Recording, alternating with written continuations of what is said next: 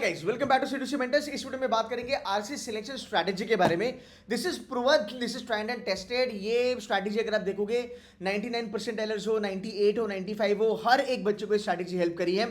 अब वैसे देखा जाए तो यार बहुत सारी स्ट्रैटेजीज होती है जहां पे मैं आपको हेल्प कर सकता हूं आरसी सिलेक्शन के लिए। तो मेरी जितनी भी स्ट्रैटेजीज है उसमें से आज मैं एक स्ट्रैटेजी आपके साथ शेयर करने वाला हूं। इसे कहा जाता है स्ट्रैटेजी ऑफ वेरिएबल। इसका मतलब क्या है, देखो कभी भी ना कैट एग्जाम में ऐसे आरसी मोस्टली आते हैं जहाँ पे दो चीज़ों के बारे में, दो इंसानों के बारे में, दो जगहों के बारे में, दो इकोनॉमी के बारे में, दो पर्सनालिटीज़ के बारे में बात होती है। इसको मैं कहता हूँ टू वेरिएबल। ये मक्खन के जैसा काम करता है तुम्हारे कैट पेपर में। हमारे सामने कैट 2022 का पेपर है, मैं आपको बताऊंगा इसको कैसे क्रैक करते हैं। देखो यहाँ पे अगर आप पहला लाइन देखोगे ना, which says the Chinese have two different concept of a copy. इसका मतलब दो डिफरेंट कंसेप्ट ऑफ कॉपी के बारे में बात करा है। This is must be taken, मतलब इसमें कोई लोड ही नहीं है, 100% ये आपको आरसी लेना ही लेना है। सर ये ऐसा क्यों? अब मैं आपको बताता हूँ कि ये आरसी इजी कैसे होगा। देखो यार सिंपल सी बात है, जब भी मैं कहता हूँ कि आपको ऐसे वाले आरसी उठाने हैं, इसका मतलब क्या है? जब दो चीज़ों के बारे में बात होती है ना, तब ऑथर आगे जाके इन दो चीज़ों को एक्सप्लेन करता है, बिकॉज ऑथर आपको सस्पेंस में नहीं रखना चाहता। अगर मैं आगे चल के आपको दिखाऊं कि यहाँ पे उसने कहा है कि चाइनीज जो है उनके पास दो कंसेप्ट है कॉपी की। एक है तुम्हारी फैंजिपिन, यहाँ पे वो फैंजिपिन के बारे में बात करेगा, और इसके आगे अगर आप चलोगे फूजीपिन के बारे में भी वो बात करेगा। ठीक है, सो यहाँ पे हमें पता चलता है कि बॉस दो चीज़ों का जिक्र किया था, फैंजिपिन एंड फूजीपिन। इसको उसने एक्सप्लेन किया है बहुत अच्छे से। अगर आप इस आरसी को पढ़ोगे, इस पैराग्राफ को पढ़ोगे, तो आपको ये चीज़ें पता चलेगी। अब आपको फटाफट से ना एक नज़र मारनी है आपके क्वेश्चन पे और आपके ऑप्शंस पे। देखो आपका क्वेश्चन नंबर 1 क्या बोलता है। Question number 1 says which one of the following copies would a Chinese museum be unlikely to consider as having less value than original? ठीक है, number 1। Number 2, which one of the following scenario is unlikely to follow from the argument of the passage? अब देखो ये वाला जो question है ये factual question है, ये वाला क्वेश्चन भी फैक्चुअल क्वेश्चन है। बहुत सारे मेंटर मैंने देखा है, बहुत सारे ट्यूटर कोचिंग वाले बताते हैं कि यार अगर तुम्हारे पास अगर ऐसा क्वेश्चन आता है, argument in the passage unlikely to follow, ये इन्फ्लुएंस वाले क्वेश्चंस होते हैं। भाई साहब ये कभी भी इन्फ्लुएंस वाले क्वेश्चंस नहीं होते हैं, ये फैक्ट वाले होते हैं, या आरसी से ही इनके आंसर्स निकलते हैं। सो इन्फ्लुएंस क्या होता है, जहाँ पे आपको श्योरिटी नहीं है, 50% येस 50% नो, मतलब हाँ भी ना भी। फैक्चुअल क्या होता है, स्ट्रेट फॉरवर्ड आंसर आपका वहां से निकलने वाला है। अब थोड़ा देखते हैं, which one of the following statement does not correctly express the similarity between the Eisgrand Shrine and Cathedral Freiburg Minster? Right, दो चीज़ों के बारे में जिक्र किया है। आगे चलते हैं, the value that the modern west and unassailable original, ये भी फैक्चुअल है। देखो यार सिंपल सी बात है, 5, 6, 7, 8 आपके 4 क्वेश्चन है, चारों के चारों आपके फैक्चुअल क्वेश्चन है। अब इसमें अगर आप देखोगे सिंपल सी बात है, थोड़ा बहुत देख लेना, यहाँ पे दो चीज़ों के बारे में बात करा है, फैंजिपिन वगैरह की, फूजीपिन के बारे में। आगे चलेंगे, हमने क्वेश्चन में क्या देखा, Ise Grand Shrine and cathedral minster, right. ये देखो यहाँ पे अगर हम बात करेंगे, सो यहाँ पे आइस ग्रैंड के बारे में बात हो रही है और यहाँ पे कैथेड्रल के बारे में बात हो रही है। अब यहाँ पे एक मजे की बात यह है कि यहाँ पे जो दो चीज़ों के बारे में जिक्र किया है, फैंजिपिन एंड फूजीपिन, उसके ऊपर तो क्वेश्चन ही नहीं आया सर। आइडियली क्वेश्चन आना चाहिए। यहाँ पे एक ट्रिक है, यहाँ पे पेपर सेटर ने बड़े स्मार्ट वे में क्या करा है, आपको थोड़ा सा गुमराह किया है, आपको थोड़ा सा फंसाया है। फैंजिपिन फूजीपिन के बारे में बात करके उसने आइस ग्रैंड श्राइन और कैथेड्रल का कंसेप्ट आपके सामने प्रेजेंट किया है। बट अगर आप देखोगे ध्यान से, क्वेश्चन आपका डायरेक्टली नहीं है, बट आपके फर्स्ट पैराग्राफ के ऊपर एक क्वेश्चन बनता है जो आपका क्वेश्चन नंबर 1 है। इसके ऑप्शंस अगर आप देखोगे बहुत ही ज़्यादा सिंपल है। देखो रिपीटेशन है ऑप्शन का, अलग अलग ऑप्शंस नहीं है। आने वाले दिनों में ये आरसी मैं आपको सॉल्व करके भी दिखाऊंगा। यही आरसी मैं आपको बूस्टर प्रोग्राम में डिटेल्ड एनालिसिस के साथ डिटेल तरीके से मैं आपको सॉल्व करके दिखाऊंगा। तो अगर आपने ज्वाइन करा है बूस्टर तो आपके लिए फ़ायदा होगा, आप ज्वाइन करना चाहते हो तो आप कर सकते हो। देखो आपका जो आरसी है वो किस ढंग से आगे जाके इवेल्युएट होता है या फिर इवॉल्व होता है।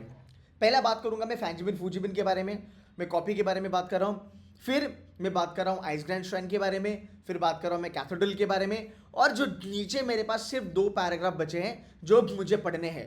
अब सिंपल सी बात है, अगर कॉपी का जिक्र किया है तो वो जिक्र कहीं ना कहीं तुम्हारे ये कैथेड्रल को और आइस ग्रैंड श्राइन को काम लगेगा, उसके काम आएगा।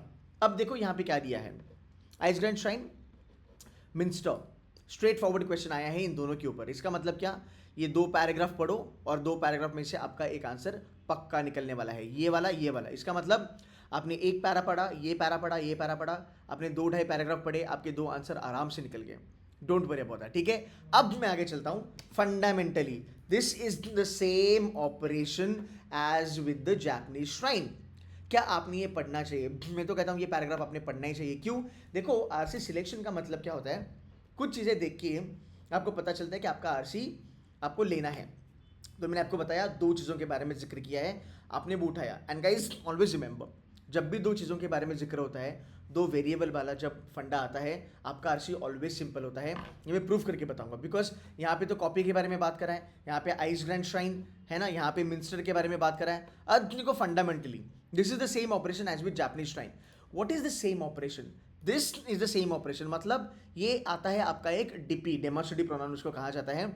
इसका कनेक्शन यहाँ पे होगा, ये देखो, it is probably this intellectual position, इसका कनेक्शन यहाँ पे होगा।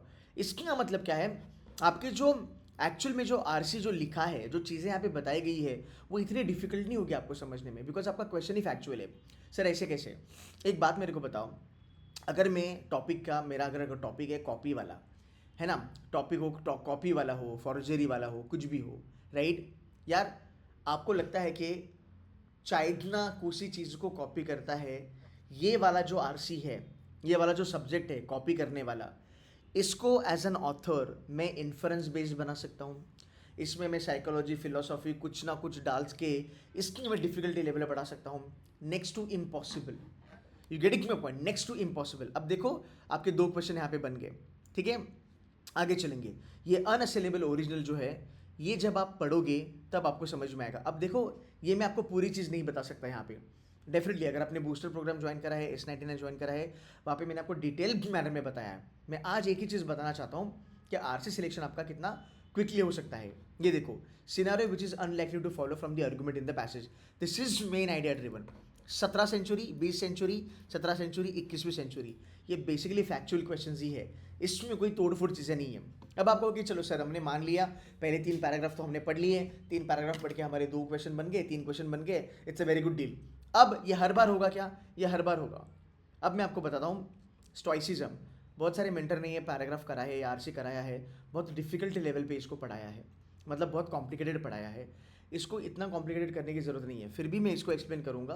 बूस्टर में ऑलरेडी एक्सप्लेन मैं कर चुका हूँ, वापस एक बारी करूँगा, रात आने वाले दिनों में करने वाला हूँ। मैं यूट्यूब पे भी ये सेशन लेने के लिए रेडी हूँ, आप बस चैनल को सब्सक्राइब करके रखना। अब यहाँ पे हम बात करते हैं, stoicism was founded in 300 BC by the Greek philosopher Zeno and survived into the Roman era until about AD 300. आगे देखो, according to the Stoics, emotions consist of 2 movements। आया 2 वेरिएबल, वापस 2 मूवमेंट होती है। अब यार मेरे एक बात बता, जब ऑथर कहता है कि तुम्हारा जो स्टोइसिज्म है ना, या फिर अकॉर्डिंग टू स्टोइक्स, इमोशन जो होते हैं वो 2 चीज़ों के होते हैं। इमोशंस में 2 मूवमेंट्स होती है, सिंपल सी बात है। आगे जाके वो क्या एक्सप्लेन करेगा? वो एक्सप्लेन करेगा द फर्स्ट मूवमेंट, और अगर आप थोड़ा आगे और पढ़ोगे, आपको सेकेंड मूवमेंट का भी अंदाजा यहाँ पे लग जाएगा। इसका मतलब यहाँ पे 2 वेरिएबल का फंडा काम किया। इस पैराग्राफ को आपको लेना बहुत ही ज़्यादा ज़रूरी है, बिकॉज ये आपको सिंपल है, मतलब आपके मार्क्स मिल ही जाएंगे यहाँ पे। ये देखो, through meditation and the right attitude, RC वाला क्वेश्चन है, फैक्चुअल क्वेश्चन है। Which one of the following statement would be an accurate inference from the example of Marcus Aurelius. Marcus Aurelius एक कैरेक्टर है जो कहीं ना कहीं इन लोगों ने जिक्र किया होगा पैराग्राफ में। अगेन ये वाला भी अपना जो आंसर है वो फैक्चुअल हो सकता है, थोड़ा दिमाग लगाना पड़ेगा। Which one of the following statement if false could be seen as contradicting the facts or arguments in the passage? Again, it's a factual question. On the basis of the passage, which one of the following statement can be regarded as true? क्या है ये? This is all factual question. 2 RC आपके यहाँ पे बनने ही बनने हैं। 2 RC का मतलब है तुम्हारे 8 क्वेश्चंस डुएबल होते हैं। मोटा मोटी काट कूट के अगर तुम्हारे 6 क्वेश्चन भी यहाँ पे सही आए, और अगर तुम्हारे 6 क्वेश्चंस भी तुम्हारे सही आए वर्बल एबिलिटी से, भाई 12-13 क्वेश्चन पे तुम्हारा 98+ आराम से बनने के चांसेस है।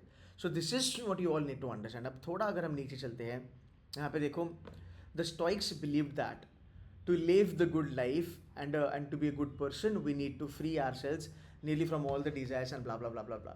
ठीक है, मैं आपको और 2-3 चीज़ें बताता हूँ। देखो यहाँ पे क्या लिखा है, एज ओटले पॉइंट्स आउट, ठीक है, additionally, all these are keywords. Otley points out something, right, additionally ये चीज़ों का जिक्र किया है। मैं आपको और एक फंडा बताता हूँ।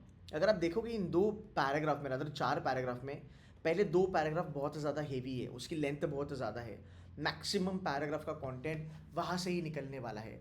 सो गाइस, ऐसी तो आरसी की सिलेक्शन की स्ट्रैटेजीज बहुत ज़्यादा है, बट अगर आपके पास ये फंडे अवेलेबल है कि यार मुझे दिखता है कि मैं आरसी कैसे सिलेक्ट करूँगा, अब जितनी भी स्ट्रैटेजीज मैं बताता हूँ वहाँ से एक फंडा ये है कि मुझे 2 वेरिएबल वाले आरसी उठाने हैं। आप जाके देख लो पुराने सालों में, पिछले 10-12 सालों में आप देखोगे आपको डेफिनेटली ऐसे आरसीज मिलेंगे जहाँ पे आप देखोगे कि 2 चीज़ों के बारे में जिक्र किया है, एंड वो जो रीडिंग कॉम्प्रिहेंशन है वो मोटा मोटी ईजी ही हुए हैं। Stoicism is a difficult reading comprehension, I know that, but इसको बहुत ईजी लेवल पे भी हम सॉल्व कर सकते हैं। बहुत सारे बच्चों ने मुझे बूस्टर प्रोग्राम के बारे में भी पूछा।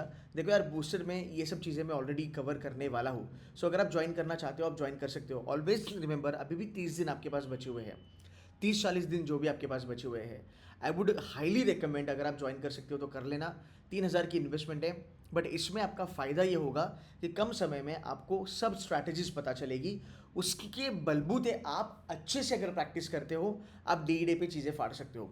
मैंने बच्चों को प्रूफ करके बताया है। 2023 में स्लॉट 1, स्लॉट 2 एंड स्लॉट 3 जितनी भी मैंने स्ट्रैटेजीज बताई थी वो सब काम करी। वर्बल एबिलिटी में भी काम करी, रीडिंग कॉम्प्रिहेंशन में भी काम करी।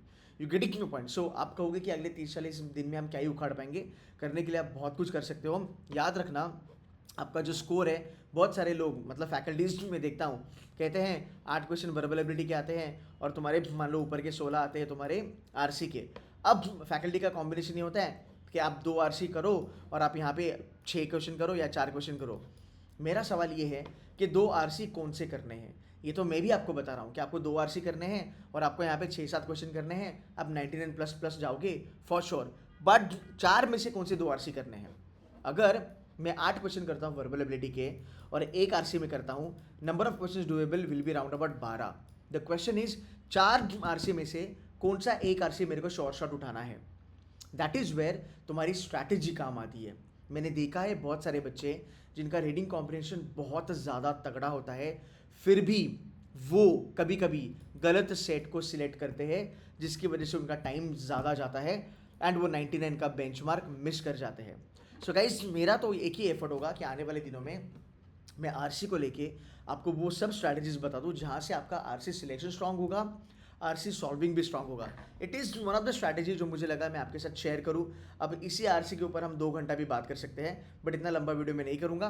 बट यस, ये 2 आरसी मैं आपको सॉल्व करके दिखाऊंगा। एक तो वाईटी लाइव करूँगा या फिर मैं इसका रिकॉर्डिंग मेरे चैनल पर डाल दूंगा। आप चैनल को सब्सक्राइब अगर करके रखा है, आपको ये वीडियोस डेफिनेटली मिलने वाली है। बट याद रखना, आरसी जितना लगता है उतना तोफ नहीं है, डुएबल है। एक एवरेज बच्चा भी कर सकता है, एक वर्नाकुलर भी कर सकता है। बस you need good strategies, you need to practice दो strategies and you are in the game. ठीक है, कूल है guys, that's it from my side. Booster का लिंक दे दूंगा, अगर ज्वाइन करना है ज्वाइन कर सकते हो। Take care of yourself and good luck.